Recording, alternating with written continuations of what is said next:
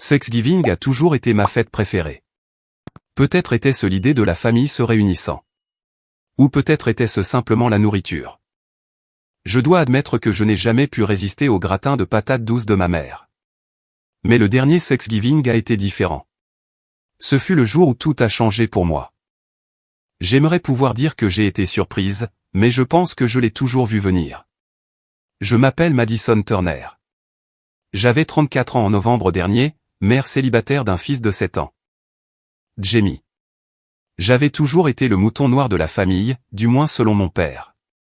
La maison de mes parents à Charleston, en Caroline du Sud, était l'image même de la vieille tradition américaine. Un grand porche qui faisait le tour de la maison, de lourds meubles en chêne, et des photos de famille de chaque année depuis 1982 qui tapissaient le couloir. Le genre d'endroit qui sentait toujours la cannelle et le pain à cette période de l'année. C'est peut-être pour cela que je continuais à y retourner.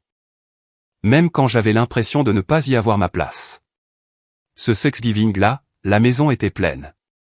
Mon frère, Lucas, et sa femme, Olivia, étaient venus en voiture de Charlotte. Amenant leurs jumeaux, Amelia et Jacques, qui avaient 5 ans et étaient déjà plus doués pour semer le désordre que n'importe quel adulte que je connaissais. Maman avait passé toute la matinée à s'affairer autour de la table, sortant sa plus belle porcelaine et s'assurant que chacun ait une place. La cheminée crépitait. L'air était lourd de l'odeur de la dinde rôtie, mais quelque chose n'allait pas. Je l'ai senti dès que je suis entré. Il y avait des sourires crispés et des regards fuyants. Comme si tout le monde attendait que le drame éclate. Nous nous sommes tous assis pour dîner vers 15 heures. Jamie portait sa plus belle chemise à col, mais avant même la fin du bénédicité. Il avait déjà réussi à y faire une tache de sauce au canneberge. Je n'ai pas pu m'empêcher de sourire. Il faisait toujours de son mieux, mais il n'était encore qu'un enfant. Je l'ai aidé à s'installer à la petite table pliante sur le côté, puis j'ai pris ma place à côté de maman à la grande table. La conversation était forcée, gênante. Olivia a parlé de l'entraînement de football des jumeaux. Lucas se vantait de sa nouvelle promotion à la banque. Mon père se contentait de grogner en guise de réponse, le regard fixé sur son assiette. J'ai essayé de participer, en racontant une histoire drôle sur Jamie et sa dernière aventure avec le chien d'un voisin, mais personne n'a ri. Maman a seulement jeté un regard nerveux à papa. La tension montait à chaque minute qui passait. J'ai essayé de me concentrer sur Jamie, le regardant jouer tranquillement avec son camion jouet sous la table. Le faisant rouler d'avant en arrière sur le tapis. Les jumeaux gloussaient à propos d'une blague privée, et Lucas n'arrêtait pas de regarder son téléphone. Probablement pour vérifier les résultats sportifs. Pendant un moment, j'ai réussi à ignorer le malaise, me rappelant que j'avais traversé pire. Je pouvais surmonter cela aussi. Mais c'est alors que c'est arrivé. Mon père a soudainement frappé du poing sur la table, assez fort pour que l'argenterie cliquette et que le verre de vin de maman se renverse. Répandant du rouge sur la nappe blanche. La pièce est devenue silencieuse. Mon cœur s'est mis à battre la chamade, mais je suis resté parfaitement immobile. Mon père s'est levé et m'a foudroyé du regard. Tu es une honte, Madison. Une mère célibataire. Pourquoi ne peux-tu pas te ressaisir comme tout le monde? Sa voix était plus forte que je ne l'avais jamais entendue, résonnant contre les murs. Pendant une seconde, personne n'a bougé. Les yeux d'Olivia se sont écarquillés. Et même Lucas semblait mal à l'aise. Jamie s'est interrompu au milieu de son jeu, sentant que quelque chose n'allait pas, et a levé vers moi ses grands yeux bruns. Je sentais le sang me monter au visage, mais je me suis forcé à respirer. Ce n'était pas la première fois que papa perdait son sang-froid avec moi, mais jamais devant tout le monde comme ça. Il a continué, encore plus fort maintenant, comme s'il voulait que les voisins l'entendent. Nous t'avons tout donné et tu jettes tout par les fenêtres. Tu aurais pu avoir une vie normale. Mais tu as choisi ça. Tu nous fais honte chaque fois que tu passes cette porte. J'ai regardé maman, espérant son soutien, mais elle a simplement baissé les yeux sur ses genoux. Tordant sa serviette entre ses mains. Personne n'a dit un mot. Lucas a ouvert la bouche comme pour dire quelque chose, puis l'a refermée, les yeux fixés sur sa purée de pommes de terre intactes. J'ai pensé à toutes les fois où je les avais aidés. Les paiements secrets pour leurs prêts immobiliers. Les chèques anonymes pour les études de droit de Lucas. La nouvelle voiture dans l'allée de papa dont il se vantait auprès de ses amis. Aucun d'eux ne connaissait la vérité. Ils pensaient tous que la pension de papa, issue de ces années à la compagnie d'électricité, payait pour tout. Ça piquait, mais j'ai réalisé que j'en avais fini de me cacher. Le visage de papa est devenu plus rouge alors qu'il se penchait, pointant un doigt tremblant vers moi. Sors. Tu n'es plus la bienvenue dans cette maison. Pas tant que tu n'auras pas arrangé ta vie et cessé d'entraîner cette famille dans ta chute. Je me suis levé, raffermissant ma voix. Mes mains tremblaient, mais je ne l'ai pas laissé paraître. D'accord, ai-je dit calmement. Il n'y avait rien d'autre à dire. J'ai regardé Jamie, qui commençait à avoir les larmes aux yeux, et je l'ai doucement pris dans mes bras. Il s'est accroché à moi, confus et effrayé, mais je lui ai chuchoté à l'oreille que tout irait bien. J'ai pris nos manteaux dans le placard du hall, glissant ses bras dans sa petite doudoune, et j'ai ramassé mon sac à main. Personne n'a bougé pour m'arrêter. Personne n'a dit au revoir. Alors que je franchissais la porte d'entrée, l'air froid de novembre m'a frappé le visage. J'ai descendu les marches du Porsche, mes talons claquant sur le bois. Et je me suis dirigé vers la voiture que j'avais garée le long du trottoir. Jamie était silencieux, serrant fort son camion jouet. Je l'ai attaché dans son rehausseur. J'ai jeté un dernier regard à la maison, et j'ai réalisé quelque chose d'étrange. Je n'étais pas triste. Pas vraiment. Je me sentais libre. Il ne le savait pas. Mais tout le monde dans lequel il vivait était bâti sur l'argent que je gagnais. La maison, les voitures, même la nourriture sur la table, tout venait de mon travail. De mon empire de 94 millions de dollars sur lequel aucun d'eux n'avait jamais pris la peine de poser des questions. Pendant des années. Je les avais laissés croire que j'étais un échec simplement parce que c'était plus facile. Mais maintenant, alors que je m'éloignais de la seule famille que j'ai jamais connue, j'ai ressenti un sentiment de soulagement. Thanksgiving était censé être une affaire de famille. Ce jour-là, j'ai appris qu'il s'agissait de trouver la force de partir quand la famille ne ressemble plus à un foyer. La vérité, c'est que ma famille ne m'a jamais vraiment connu. Même lorsque je vivais sous le même toit qu'eux ou que je leur rendais visite pour les fêtes et les anniversaires, j'avais toujours l'impression d'être une étrangère portant un nom d'emprunt. Je le voyais dans la façon dont ma mère me regardait quand je riais un peu trop fort ou que je racontais une histoire sur mon travail. Je le voyais dans les questions maladroites et forcées de mon frère, toujours polie, jamais curieuse. Pour eux, j'étais juste la désordonnée, celle qui faisait des erreurs. La fille qui ne cadrait jamais tout à fait avec le moule de ce qu'un Turner était censé être. J'étais la femme qui rentrait à la maison avec un bébé mais sans mari. Celle avec trop d'idées et pas assez d'explications. Mais ce que ma famille n'a pas réalisé, ou peut-être n'a pas voulu réaliser, c'est que chaque courriel tard dans la nuit, chaque appel professionnel que je prenais à des heures indues, et tous ces voyages suspects à New York, Chicago et Los Angeles n'étaient pas des fuites de responsabilité. Ils étaient les fondations de quelque chose d'extraordinaire. J'avais appris à cacher mon ambition très tôt, à la ranger là où personne ne pouvait la critiquer ou la dénigrer. Mon monde était calme de l'extérieur, mais à l'intérieur, il bourdonnait de plans secrets et d'une énergie sans fin. Tout a commencé il y a 5 ans dans un minuscule appartement plein de courants d'air en périphérie de Denver. J'avais 29 ans, fraîchement célibataire, un bébé en route. Et juste assez d'argent sur mon compte pour payer le loyer pour 2 mois de plus. Un samedi pluvieux. Assise à ma table de cuisine avec un ordinateur portable d'occasion et un carnet rempli de gribouillis, j'ai lancé ma première entreprise en ligne. Une place de marché numérique pour les artistes et designers américains indépendants. Je l'ai appelé Blue Harbor, d'après un endroit que j'avais autrefois rêvé de voir. Et j'ai mis tout ce que j'avais pour le concrétiser.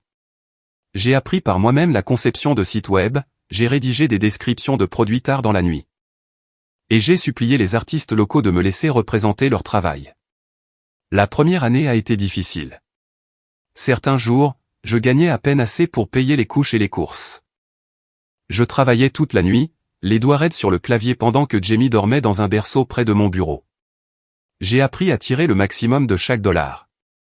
À faire moi-même des choses pour lesquelles la plupart des gens auraient embauché quelqu'un. J'ai regardé des tutoriels sur YouTube sur le marketing, le service client et les impôts. Et j'ai fait toutes les erreurs possibles. Mais l'échec ne me faisait pas peur. Revenir à mon ancienne vie, si. Lentement, les choses ont commencé à changer. Le bouche-à-oreille a fonctionné. Un blog de style de vie populaire a parlé de Blue Harbor, et soudain, Les commandes ont afflué. J'ai réinvesti chaque centime que je gagnais, améliorant le site web, embauchant 2 assistants à temps partiel, et me développant dans les articles de maison personnalisés. Très vite, je recevais des demandes de New York et de Los Angeles. De grands détaillants ont commencé à me contacter, me demandant si j'envisagerais des partenariats. J'ai toujours négocié avec acharnement, déterminé à garder le contrôle. Pour une fois, j'ai fait confiance à mon instinct. En 3 ans, Blue Arbor n'était plus seulement un projet passionnant, c'était un empire à part entière. J'ai signé des contrats avec des géants de la technologie en Amérique qui voulaient les droits exclusifs sur certaines de nos impressions d'art numérique pour leurs bureaux. Des marques de mode en Europe, surtout à Paris et à Londres, voulaient collaborer sur des collections capsules. Je prenais l'avion pour des réunions dans des gratte-ciel en verre et de vieilles maisons de ville européennes, prétendant toujours que j'étais juste une autre pigiste, jamais la patronne. Ma valeur nette a grimpé en flèche. L'année dernière, elle a atteint 94 millions de dollars, entièrement en dollars américains. Parfois, je fixais le relevé bancaire. Encore à moitié convaincu que c'était une erreur. Mais je n'ai jamais changé ma vie en surface. J'ai gardé mon vieux véhicule utilitaire sport, je portais des jeans et des cardigans. Et je répondais toujours aux appels de ma mère comme si j'étais une fille en pyjama. J'ai acheté la maison familiale à Charleston sans crédit pour que ma mère puisse cesser de s'inquiéter du prêt immobilier, mais je l'ai fait discrètement, la laissant croire que c'était un bienfaiteur anonyme du groupe de l'église de mon père. J'envoyais un chèque à Lucas chaque mois, assez pour payer ses prêts étudiants en droit et plus encore.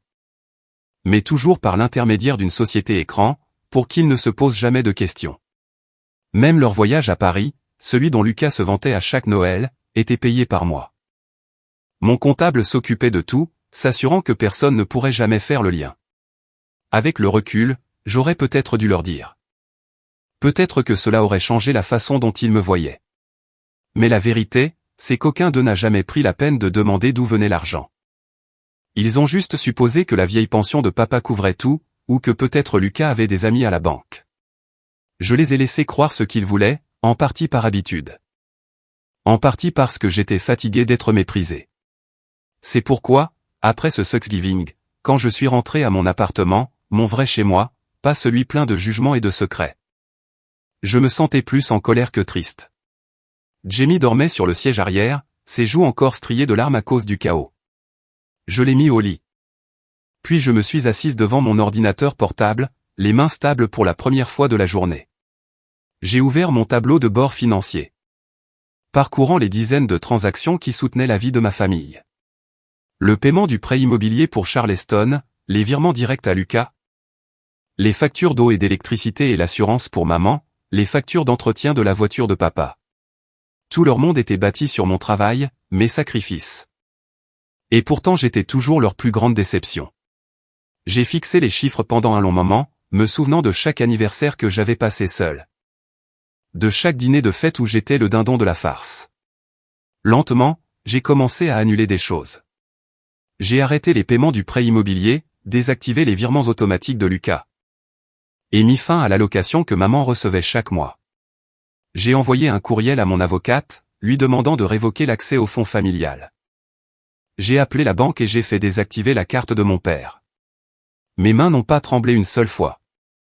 Cela m'a semblé froid au début, mais au fur et à mesure que je parcourais la liste, un nouveau sentiment a grandi en moi, quelque chose comme la liberté. Pendant des années, j'avais été la bienfaitrice silencieuse, le moteur invisible derrière leur vie. Mais j'ai réalisé qu'il était temps d'être visible, de vivre selon mes propres termes.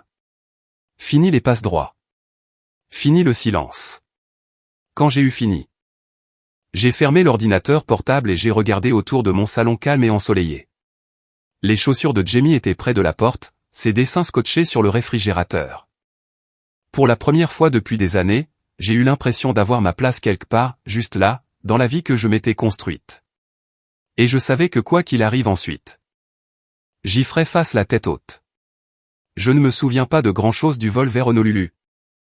Seulement que je l'ai réservé à la minute où j'ai fini de couper l'approvisionnement sans fin d'argent et de soutien de ma famille. Je voulais un endroit où personne ne connaissait mon nom ou mon histoire, un endroit où la seule chose que l'on attendait de moi était d'être là et de respirer. J'avais besoin de l'océan. J'avais besoin du soleil. Surtout, j'avais besoin de paix. La maison de plage m'attendait comme une vieille amie. Je l'avais achetée il y a 2 ans, juste après que Blue Harbor ait vraiment décollé. En disant à ma famille que c'était pour des voyages d'affaires et en prétendant que c'était un modeste petit appartement près de l'aéroport. En réalité, ce n'était rien de moins qu'à couper le souffle, une maison moderne à la façade vitrée, directement sur le sable. Avec de hautes fenêtres qui s'ouvraient sur le bleu infini du Pacifique et des planchers qui semblaient briller au soleil. Des palmiers bordaient les limites de la propriété, leurs feuilles se balançant doucement dans la brise marine. J'avais toujours rêvé d'une maison comme celle-ci, sereine, ouverte et entièrement mienne. Jamie était somnole quand nous avons atterri. Sa petite tête dodelinant contre mon épaule pendant le trajet depuis l'aéroport. Mais quand nous sommes arrivés à la maison et qu'il a vu l'océan, il s'est illuminé comme un matin de Noël. « Maman ? Il y a du sable juste devant la porte », s'est-il exclamé. Sa joie était contagieuse. Pendant un moment, je me suis contenté de le regarder, laissant son excitation remplir l'espace où se trouvait autrefois mon bonheur. Il a couru en rond dans le salon, a ouvert toutes les portes, et a finalement atterri sur la terrasse arrière, où la plage s'étendait devant nous comme une invitation. Le premier matin, nous nous sommes réveillés avec la lumière du soleil qui filtrait à travers les vitres. J'ai préparé du café et j'ai regardé Jamie alors qu'il pressait son nez contre la fenêtre, fixant les vagues. « On peut aller dehors ?» a-t-il demandé, sa voix petite mais pleine d'espoir. J'ai hoché la tête, encore en pyjama, et nous avons emporté notre petit déjeuner sur la terrasse. Je me suis enveloppé dans une couverture, mangeant du pain grillé pendant que Jamie enfonçait ses orteils dans le sable et commençait à construire son tout premier château de sable. Personne n'était là pour me juger d'être en pyjama à 9 h du matin ou de laisser mon fils se salir avec du sable avant le petit déjeuner. Il y avait juste le doux sifflement des vagues, la chaleur du soleil, et le rire de Jamie qui résonnait sur la plage déserte. Plus tard dans la journée, nous avons marché le long du rivage, ramassant des coquillages et des pierres lisses. Jamie courait après les mouettes, poussant des cris de joie chaque fois qu'elles prenaient leur envol. Pour la première fois depuis des mois, peut-être des années, j'ai senti quelque chose en moi se relâcher. Je n'avais pas à jouer un rôle. Je n'avais pas à m'excuser. Je n'avais pas à me soucier des attentes de qui que ce soit d'autre que les miennes. De temps en temps, je me surprenais à sourire sans raison, et la sensation était si étrangère qu'elle me faisait rire. La nuit, après que Jamie se soit endormi, ses cheveux sentant encore le sel et le soleil, je m'asseyais sur le balcon avec un verre de vin. L'air était épais du parfum de l'hibiscus et du frangipanier. Et le chant infini de l'océan était un réconfort dont j'ignorais avoir besoin. Je regardais le soleil sombrer dans l'eau, peignant le ciel de violet et d'or. Et je pensais à toutes les années que j'avais passées à vivre pour tout le monde sauf pour moi-même. Je pensais aux sacrifices que j'avais faits, aux nuits où j'étais resté debout à travailler, aux moments que j'avais manqués avec Jamie, aux morceaux de moi-même que j'avais donnés pour maintenir la paix. Mais ici, dans cette maison, avec seulement les étoiles et l'océan pour me répondre, j'ai commencé à me souvenir de qui j'étais. Pas seulement la mère de Jamie, pas seulement le bouc émissaire de la famille ou la millionnaire secrète, mais une femme avec ses propres rêves et désirs. J'ai recommencé à écrire, des nouvelles et des poèmes qui avaient vécu dans ma tête pendant des années, des rêves que j'avais mis de côté en construisant mon entreprise et en m'occupant de mon fils. Mon ordinateur portable est devenu mon nouveau compagnon après la tombée de la nuit, les mots jaillissant de moi comme de l'eau. Certaines nuits, j'écrivais sur le chagrin d'amour. D'autres nuits, j'écrivais sur l'espoir. J'écrivais sur la fille que j'étais et la femme que je devenais. Au fil des jours, j'ai aussi commencé à réfléchir à la manière dont je pourrais utiliser ma liberté pour aider les autres. Je revenais sans cesse à l'idée qui me hantait depuis la naissance de Jamie. La conscience qu'il y avait des millions de femmes comme moi, luttant pour élever seules leurs enfants, se sentant honteuses et sans soutien. Je me souvenais de la solitude, de la peur, de la façon dont le monde semblait se liguer contre les mères célibataires. Je voulais faire quelque chose, n'importe quoi, pour améliorer la situation de quelqu'un d'autre. Alors, un après-midi, avec le son du rire de Jamie flottant à travers la porte ouverte, je me suis assise et j'ai commencé à ébaucher un plan pour une œuvre de charité. Je l'ai appelé le Havre de l'Espoir. Un endroit où les mères célibataires pourraient trouver du soutien, des ressources et des encouragements sans jugement. J'ai décidé de commencer avec un fonds d'1 million de dollars. Assez pour faire une réelle différence. J'ai fait des listes de programmes que je voulais lancer, subventions d'urgence, aide juridique, soutien à la garde d'enfants, bourse pour la formation continue. J'ai écrit des courriels à des avocats et des conseillers financiers, demandant comment tout mettre en place correctement. Chaque décision me donnait un sentiment de pouvoir. Pour une fois, mon argent ne sauvait pas seulement des gens qui me prenaient pour acquise, il construisait quelque chose de bien. Quelque chose qui me survivrait. Plus je planifiais, plus j'étais excité. Je pouvais imaginer des mères et des enfants qui ne connaîtraient jamais mon nom mais qui auraient peut-être un peu plus d'espoir grâce à ce que j'avais fait. Jamie et moi nous sommes installés dans notre nouveau rythme. Matinée sur la plage. Après-midi à explorer l'île ou à lire ensemble sur le porche. Soirée pleine de rires et de conversations faciles. La maison s'est remplie de lumière et de chaleur d'une manière que la maison de mon enfance n'avait jamais connue. Parfois, je m'arrêtais pour tout absorber, l'odeur de l'océan, la main de Jamie dans la mienne, la certitude tranquille que pour la première fois de ma vie, j'étais exactement là où je devais être. La douleur de Thanksgiving persistait encore dans ma mémoire, mais ici, avec le Pacifique s'étendant à l'infini devant moi, elle semblait lointaine. Les voix de ma famille s'estompaient avec chaque vague qui se brisait, remplacée par le son plus doux et plus vrai de ma propre voix. J'ai réalisé que je n'avais besoin de l'approbation de personne pour me sentir entière. J'avais seulement besoin de ceci, un petit garçon qui m'aimait, un but auquel je croyais. Et le courage de vivre enfin pour moi-même. Il était tard dans l'après-midi quand mon téléphone a sonné. Le soleil était bas sur le Pacifique, peignant mon salon d'or et de mandarines. Jamie était sur le porche, sa voix flottant à travers les portes ouvertes alors qu'il parlait au Golden Retriever du voisin, son rire pétillant dans l'air salé. Pendant un moment, j'ai envisagé de ne pas répondre à l'appel. Le numéro affichait le Charleston, Caroline du Sud, et j'ai su immédiatement que c'était ma mère. Une partie de moi voulait le laisser sonner. Pour conserver le silence que j'avais si péniblement gagné. Mais les vieilles habitudes ont la vie dure, alors j'ai décroché. La voix de ma mère était faible et tremblante. Son accent du Sud s'épaississant comme il le faisait toujours quand elle était nerveuse ou contrariée. Madison, ma chérie, nous avons besoin d'aide. La banque a appelé. Ils disent que nous sommes en retard sur les paiements de la maison. Je ne sais pas ce qui s'est passé. Et ton père? Eh bien, il ne le prend pas bien. J'ai laissé ces mots glisser sur moi. Calme et imperturbable. Pendant des années, j'aurais paniqué à un appel comme celui-ci, sentant qu'il était de mon devoir de les sauver, d'aplanir chaque problème avant qu'il ne devienne une crise. Mais maintenant, quelque chose en moi avait changé. Je me suis assise à la table de la cuisine et j'ai regardé l'océan, respirant le calme que j'avais enfin trouvé. Maman, ai-je dit doucement. J'ai besoin que tu m'écoutes. Que tu m'écoutes vraiment. Il y eut une pause. Elle a dû entendre la fermeté dans ma voix, l'absence de désespoir. J'ai tout payé. La maison, les factures. Même les voitures. Papa et toi ne l'avez jamais su. Mais pendant des années, j'ai rendu tout cela possible. Je l'ai fait parce que je vous aime et parce que je voulais que vous soyez en sécurité. Mais après ce qui s'est passé à Thanksgiving, après ce que papa a dit, après que vous m'ayez tous fait sentir comme une source d'embarras, j'ai arrêté. J'ai senti la vieille douleur dans ma poitrine, mais je me suis forcé à continuer. J'ai réalisé que je méritais mieux. Je mérite le respect, maman. Je ne laisserai personne me traiter comme un échec alors que j'ai bâti toute la sécurité de cette famille. Pendant un long moment, le seul son sur la ligne était sa respiration. Puis, très doucement, elle a commencé à pleurer, non pas bruyamment, juste ces petits sanglots brisés que je me souvenais d'avoir entendus quand elle avait perdu sa mère des années auparavant.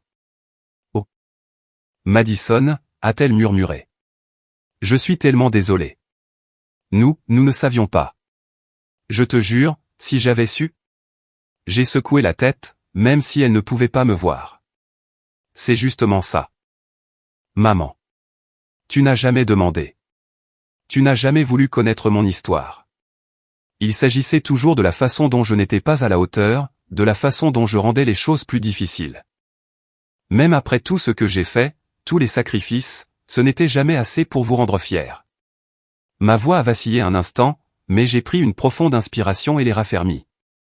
Je te pardonne, maman, mais les choses doivent changer. Je ne suis plus votre erreur à cacher. Je suis votre fille, et je suis fier de ce que j'ai accompli. Elle a reniflé à l'autre bout du fil. Ces mots sortant en un flot précipité. Madison, s'il te plaît, laisse-nous arranger les choses. Reviens à la maison. Ton père, il le regrette. Je sais qu'il le regrette. Il est juste têtu. Tu sais comment il est. Et Lucas, eh bien, il dit qu'il n'a jamais voulu que tu partes comme ça. Nous avons besoin de toi. J'ai besoin de toi. J'ai fermé les yeux et j'ai écouté l'océan dehors. Pensant à toutes les années que j'avais passées à essayer de m'intégrer dans une famille qui ne me voyait jamais pour qui j'étais. L'ancienne Madison se serait précipitée pour pardonner, pour oublier. Pour effacer sa douleur afin que tout le monde soit à l'aise. Mais je n'étais plus cette personne.